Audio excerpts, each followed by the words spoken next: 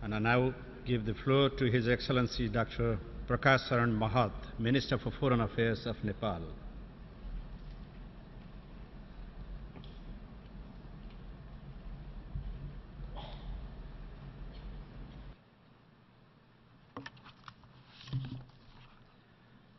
Mr. President, I wish to begin by congratulating you on your election to the presidency of the 71st session of the General Assembly of United Nations.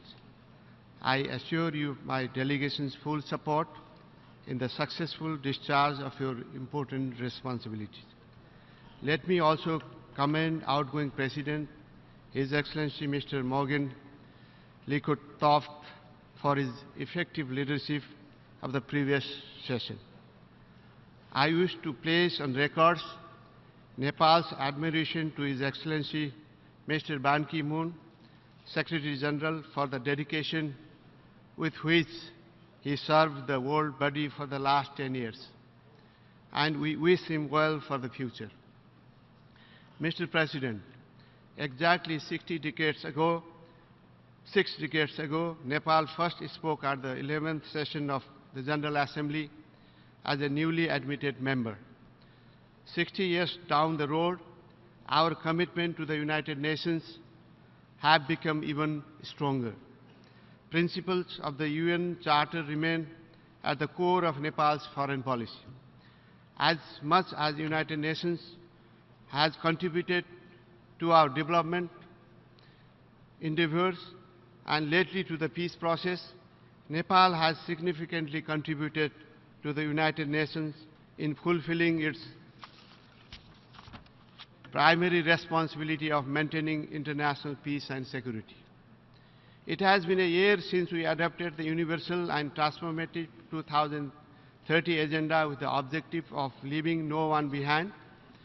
1 year on, it is clear now that much more needs to be done to move from commitment to results. Let me stress the fact that the secure foundation of the world peace rests on well-being of the people across the globe. Poverty reduction and sustainable development are thus inseparable. We cannot imagine a peaceful, prosperous, and secure society when millions of people are living in poverty. I thus urge all member states and our development partners to move beyond rhetoric and commence concrete actions without losing time, energy, and zeal. We have also realized that SDGs can only be realized if sound development policies and frameworks are backed by capable institutional framework, adequate resources, and innovative methods of implementation. As much as the national commitment, ownership, leadership, and people-centric governance are critical in the domestic context, robust international partnership is equally important to ensure SDGs' success. We would thus like to see progress in all pillars of resources: ODA, trade, FDI, technology, and debt relief, to ensure smooth implementation of SDG agenda. In case of Nepal, our commitment to SDG is informed by our success in MDGs. Amid multiple challenges, Nepal's performance on the Millennium Development Goals were impressive. We were able to halve the proportion of people living in poverty. We were also able to significantly reduce the maternal and infant mortality rates. We were able to send more children to schools and retain them. Participation of girls was substantially increased. SDG agenda is now a part of our national development plans and programs. We will implement it with utmost priority. Mr. President, the vision for a safer world continues to elude us. New sources of threat to humanity have emerged, while at the same time the traditional sources of threats become more pronounced. The modes and intensity of non-traditional security threats, such as terrorism, transnational crimes, ethnic tensions, and intra-state conflicts, and violent extremism have increased manifold. Abuse of innovation in information and communication technology by criminal elements has further engendered vulnerability of societies. We underline the central role of UN General Assembly and the Security Council in addressing these threats and challenges. Growing terrorist activities in our own region and many parts of the world are a matter of serious concern for all of us. Terrorism is a serious threat to human quest to live in harmony, peace, and dignity. Nepal condemns terrorism in all its forms and manifestations. The failure of the international community to agree on a comprehensive convention on international terrorism is highly frustrating. We call upon the international community to muster much needed political will to accomplish this agenda. To create a secure world, we must adopt two-track approach. First, we deal with emerging threats resolutely, firmly, and collectively. On a much broader scale, we also need to nurture culture of peace. As the birthplace of Lord Buddha, Nepal believes that meaningful exchanges and dialogues among civilizations would help embed the values, contributing eventually to the world peace. Mr. President, we would like to see an early resolution of the conflict in Syria. The suffering of Syrian people must now come to an end, should come to an end. Nepal supports the call for a just, lasting and comprehensive peace in the Middle East. We recognize the legitimate rights of the Palestinian people for an independent state based on UN resolution and the right of every nation in the region to live in peace with secure and recognized international boundaries. Mr. President, Nepal stands for complete and time-bound disarmament of all weapons of mass destruction, including the nuclear ones. An environment must be created for the realization of development dividends of disarmament by redirecting resources for productive use. The global community, especially the nuclear states, must put sincere efforts for moving forward the stalled negotiation on disarmament. We believe that all efforts for disarmament must be pushed in good faith, in full compliance with the agreed international regimes. Based on our principal position, Nepal hosts Regional Center for Peace and Disarmament for Asia and the Pacific. We invite member states and partners to support and fully utilize the center to promote dialogue on disarmament, enhancing the Kathmandu process. Mr. President, UN peace operations are an important innovation of the United Nations dedicated to the service of humanity. Nepal's engagement in the peacekeeping operations immediately after 3 years of our joining the United Nations speaks volumes of our unflinching commitment to the cause of international peace and security. We feel proud to be part of this flagship contribution. Our troops have served in various challenging peacekeeping missions with high degree of professionalism, commitment, and devotion. This has helped them earn international acclaim. 73 of our fellow countrymen have sacrificed their lives in line of duty to the supreme cause of peace. We remain steadfast in our commitment to fulfill our obligation and are prepared to provide additional troops and civilians to the UN peacekeeping operations. This is because we have a strong conviction that the success of the United Nations largely hinges on the success of the peace operation. However, we also believe that for the peace mission to be successful, there must be unity of purpose in mobilizing entire political capital of the Security Council. Clearly defined mandates and operational modalities, adequate resource backup, safety and security of the personnel, regular consultation and greater collaboration with the troops, contributing countries, and a clear exit strategy. We also believe that peacekeeping alone cannot guarantee durable peace in societies. It should be complemented by proper and clearly defined peace-building strategy led and owned by the people and society themselves. We'd also like to underline that all troops contributing countries must get fair opportunity to serve in leadership position both in the field and at the headquarters, commensurate with their level and length of contribution. Mr. President, it's a matter of satisfaction that human rights values and norms have now become truly global. Human rights must not be used as a tool to serve hidden political objectives. All human rights, including the right to development, must receive equal priority and be pursued even-handedly. The silent features of non-selectivity, universality, indivisibility, and objectivity must be upheld in all circumstances. The sanctity of Human Rights Council and the innovative mechanism of UPR must be maintained to ensure full ownership of human rights on equal footing. Nepal's commitment to human rights and fundamental freedom is total and unwavering. We are party to most of the core international human rights instruments, which have found eloquent expression in Nepal's newly promulgated constitution. Mr. President, the new constitution of Nepal, which was the result of 8 years of deliberation to ensure participatory, transparent, and inclusive process, contains impressive list of human rights and constitute adequate remedial measures. Nepal has abolished death penalty and is a party to the first optional protocol to the International Covenant on Civil and Political Rights. Nepal has put in place necessary legal, institutional, and administrative measures for the realization of human rights.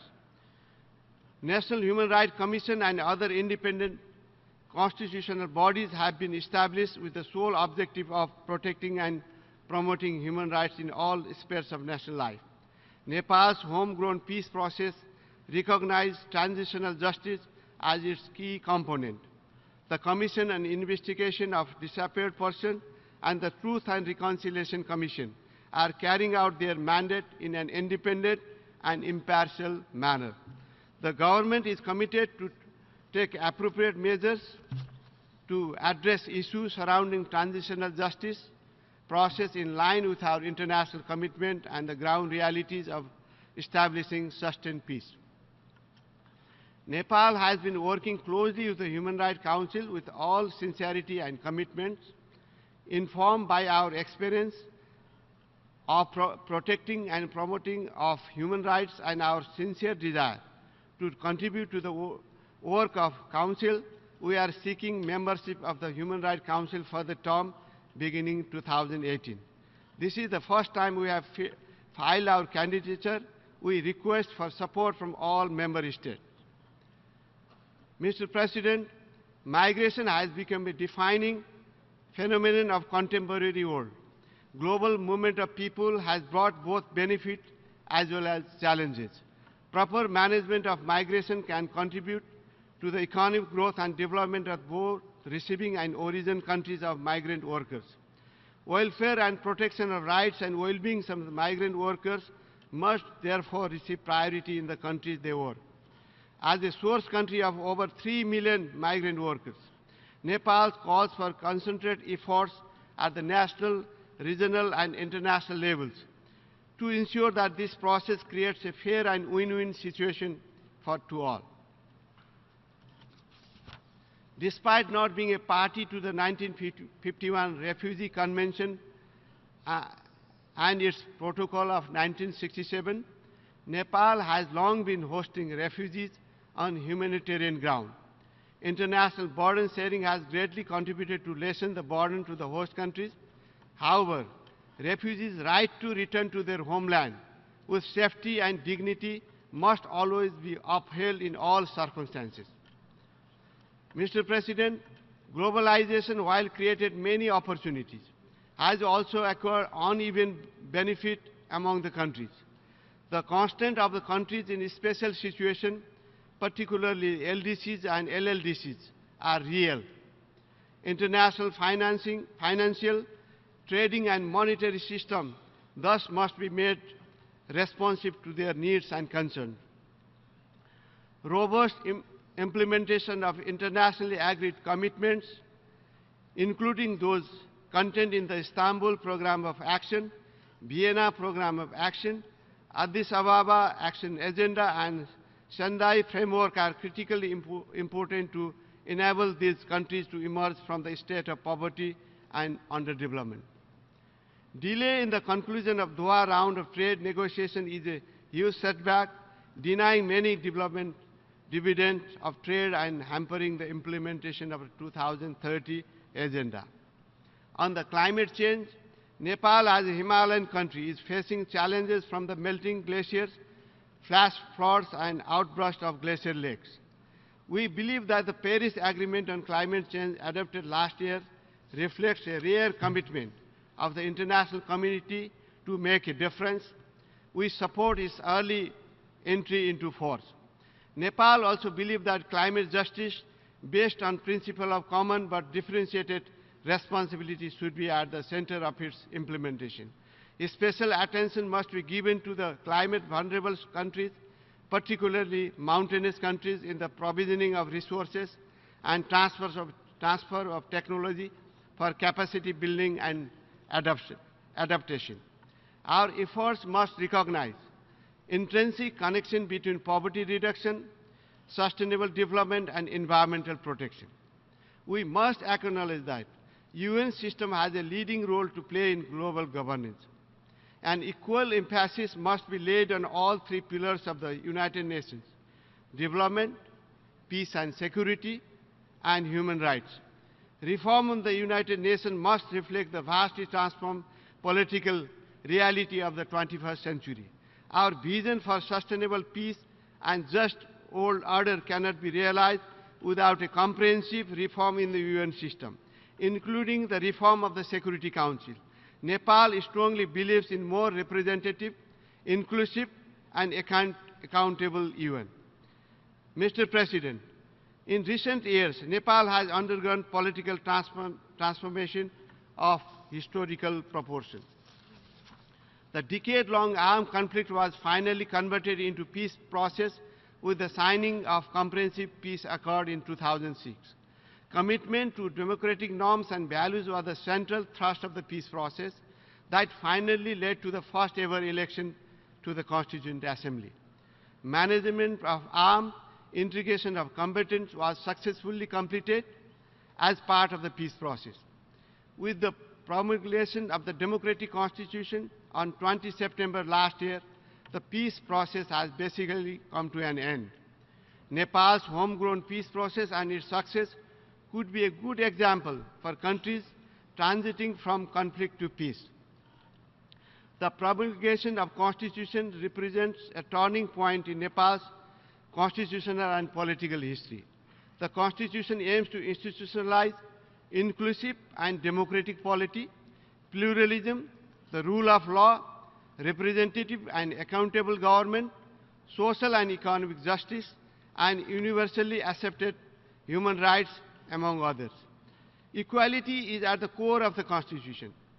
Equal opportunity and protection is guaranteed to every citizen. Discrimination on any ground is prohibited.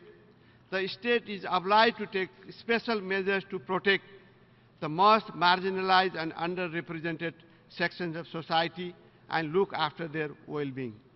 Our Constitution is not a rigid document. Rather, it is a living and dynamic document and is capable of addressing any remaining or new issues within its framework. The two amendments that were made within months of promulgation amply proves this. Currently, we are engaged in dialogue with concerned political parties in the country to find out an acceptable solution to some of the issues where differences persist.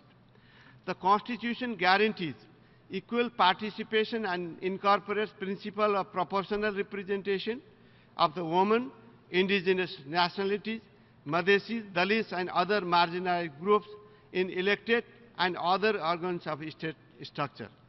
Nepal has a strong commitment to gender equality and empowerment of women.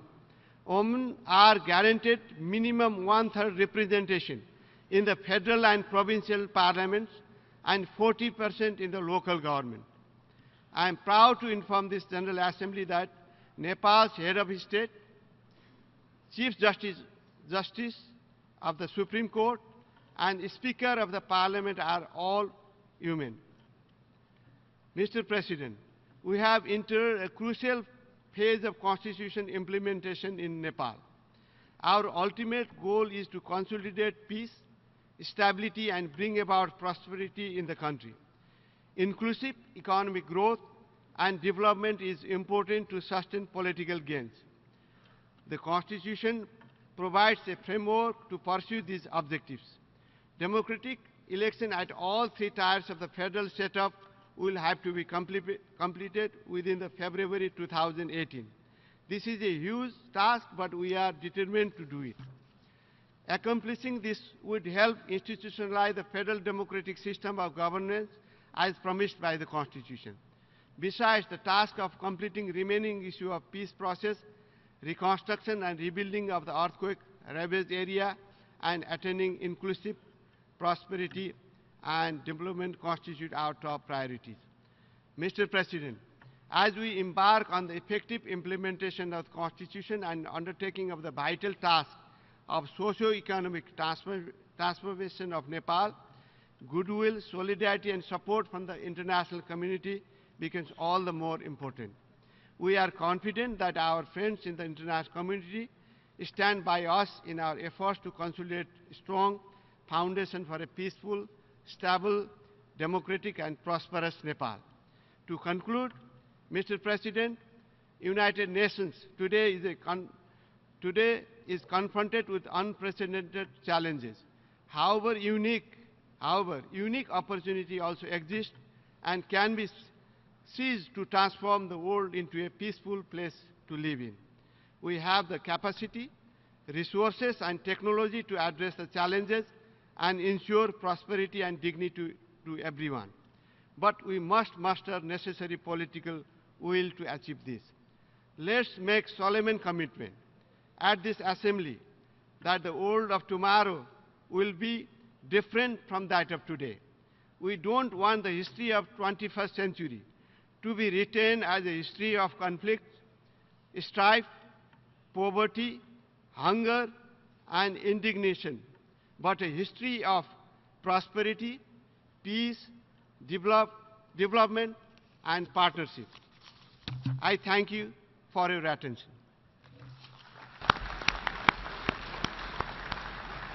I thank the Minister for Foreign Affairs of Nepal for his statement.